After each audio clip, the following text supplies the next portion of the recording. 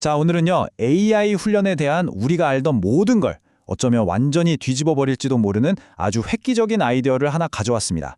이름하여 의미론적 튜브 예측인데요. 이 새로운 방식이 도대체 뭐고 또 어떻게 인공지능의 미래를 바꿀 수 있다는 건지 지금부터 한번 제대로 파헤쳐 보겠습니다.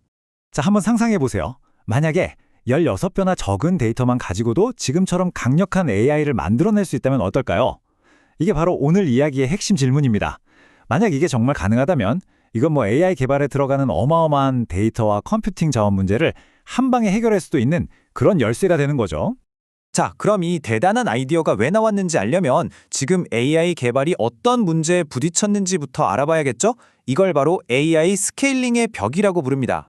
사실 지금까지 AI 성능을 높이는 방법은 어떻게 보면 좀 무식할 정도로 간단했어요. 바로 스케일링 법칙이라는 건데요. 그냥 데이터 더 많이, 컴퓨터 더 좋은 거, 요렇게 쏟아부으면 AI가 똑똑해진다는 거죠. 근데요, 이런 물량 공세 방식이 이제 슬슬 한계에 부딪히고 있다는 겁니다. 언제까지고 이렇게 계속 쏟아부을 수만은 없으니까요. 현재 대부분의 언어 모델들을 훈련시키는 표준 방식이 바로 다음 토큰 예측이에요. 말 그대로 문장에서 바로 다음에 올 단어가 뭘지 맞추게 하는 거죠. 간단하죠? 근데 이게 문제가 있어요. 이 방식이 문맥의 진짜 중요한 의미, 그러니까 신호를 배우면서 동시에 그냥 통계적으로 자주 나오니까 별 의미 없이 따라붙는 단어들, 즉 노이즈까지 몽땅 배워버린다는 거예요. 바로 이 문제를 해결하기 위해서 연구자들이 아예 판을 새로 짜기 시작했습니다. 언어를 그냥 단어의 나열로 보는 게 아니라 완전히 다른 관점에서 접근한 거죠. 그리고 바로 거기서 언어 속에 숨겨진 기하학을 발견해낸 겁니다. 이게 바로 측지선 가설이라는 건데요. 좀 어렵게 들리죠? 쉽게 말해볼게요. 우리가 어떤 장소에서 다른 장소로 갈 때 가장 빠른 길은 보통 직선이잖아요.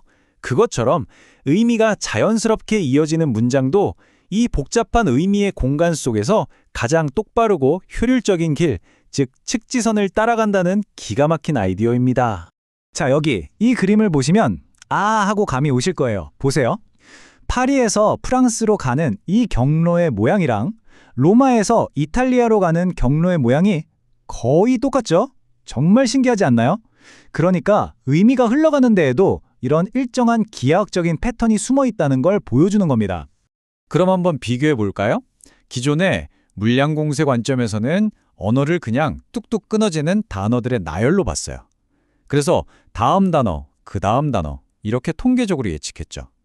하지만 이 새로운 기하학적 관점에서는요. 언어를 의미의 공간을 부드럽게 흘러가는 하나의 경로로 보는 겁니다. 그러니까 단순히 다음 스텝을 맞추는 게 아니라 이 의미가 흘러가는 전체 궤적을 예측하는 걸로 아예 판이 바뀌는 거죠. 자, 그럼 이런 멋진 기하학적 통찰을 실제로 AI 훈련에 어떻게 써먹을 수 있을까요? 바로 여기서 오늘의 주인공, 의미론적 튜브가 등장합니다. 기존 모델들이 가진 고질적인 문제 중 하나가 바로 모드 붕괴라는 현상이에요. 여기 그림처럼 AI가 말을 만들다가 갑자기 길을 잃는 거예요. 엉뚱한 이야기로 세거나 했던 말을 또 하고 또 하고, 예를 들어 제프리 힌트는 제프리 힌트는 제프리 힌트는 이렇게 갇혀버리는 거죠. 바로 의미의 경로를 이탈해서 일관성을 잃어버리는 순간입니다. 바로 이 모드 붕괴를 막아주는 일종의 가드레일이 바로 의미론적 튜브입니다. 자, 이 그림을 한번 보세요. 여기 주황색 선이 가장 이상적인 의미의 경로, 우리가 원하는 신호라고 할 수 있고요. 파란 점들이 모델이 실제로 뱉어내는 단어들입니다. 이 튜브가 하는 역할은 뭐냐? 이 파란 점들이 주황색 선에서 너무 멀리 삐져나가지 않도록 꽉 잡아주는 거예요. 쓸데없는 노이즈를 걸러내고 진짜 신호에만 집중하도록 길을 터주는 거죠. 그럼 이 튜브는 어떻게 만드느냐? 생각보다 원리는 간단해요. 첫째, 문장 속에서 아무 점, 그러니까 단어 3개를 딱 찍어요. 둘째, 이 3점이 일직선 위에 잘 있나 확인하는 겁니다. 셋째, 만약 비뚤어져 있다면 이쪽이야 하고 살짝 밀어서 다시 직선에 가깝게 만들어주는 거죠. 이 간단한 과정을 계속 반복하면서 모델이 올바른 길을 스스로 찾아가도록 훈련시키는 겁니다. 자, 이제부터가 진짜 하이라이트입니다. 이론은 그럴듯한데, 그래서 이 방법이 실제로 효과가 있었을까요? 네, 결과는 정말 놀라웠습니다.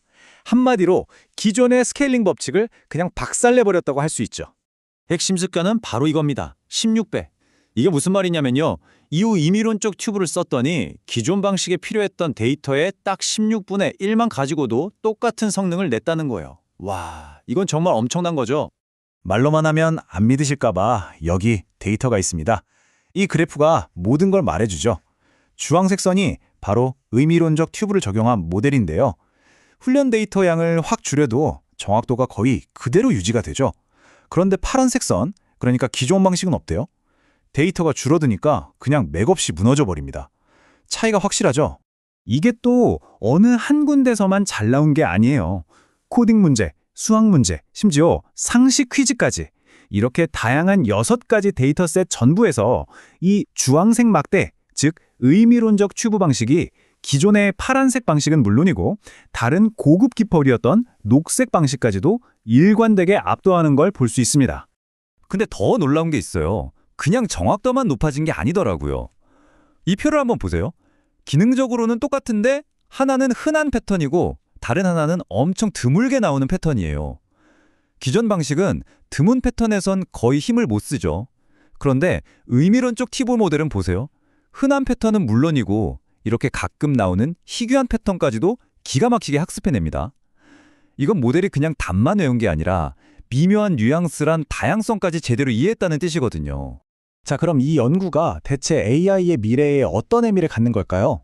이건 그냥 효율이 좀 좋아졌네? 이 수준의 이야기가 아닙니다. AI를 개발하는 우리의 근본적인 철학, 그 방식 자체에 새로운 길을 열어준 거라고 볼 수 있어요. 연구자들이 남긴 이 한마디가 이 모든 걸 요약해주는 것 같습니다. 원칙에 입각한 기하학적 사전 지식은 무차별적인 스케일링을 능가할 수 있다. 정말 멋진 말이죠? 무작정 몸집만 키우는 브루트 포스가 아니라 더 똑똑하고 더 현명하게 AI를 만들 수 있다는 강력한 선언인 셈입니다. 정리해 볼까요? 이 새로운 접근법은 첫째, 데이터 효율을 말도 안 되게 높여줬고요. 둘째, 정확도랑 다양성, 두 마리 토끼를 다 잡았어요. 그리고 더 나아가서 그동안 흩어져 있던 여러 AI 이론들을 이 기하학이라는 큰 틀 안에서 하나로 묶어주는 역할까지 합니다. 어쩌면 우리는 이제 막 효율적인 AI 훈련에 첫 발을 뗀 건지도 모르겠습니다. 생각해보면 지금까지 우리는 AI를 더 똑똑하게 만들기 위해서 그저 더 많이, 더 크게 이렇게 힘으로만 밀어붙여 왔던 것 같아요. 하지만 만약 오늘 본 것처럼 AI가 작동하는 근본적인 기하학적 원리를 우리가 더 깊이 이해하고 활용하게 된다면 과연 우리는 또 무엇을 이뤄낼 수 있을까요? 아마 그 가능성은 이제 막 열리기 시작한 것 같습니다.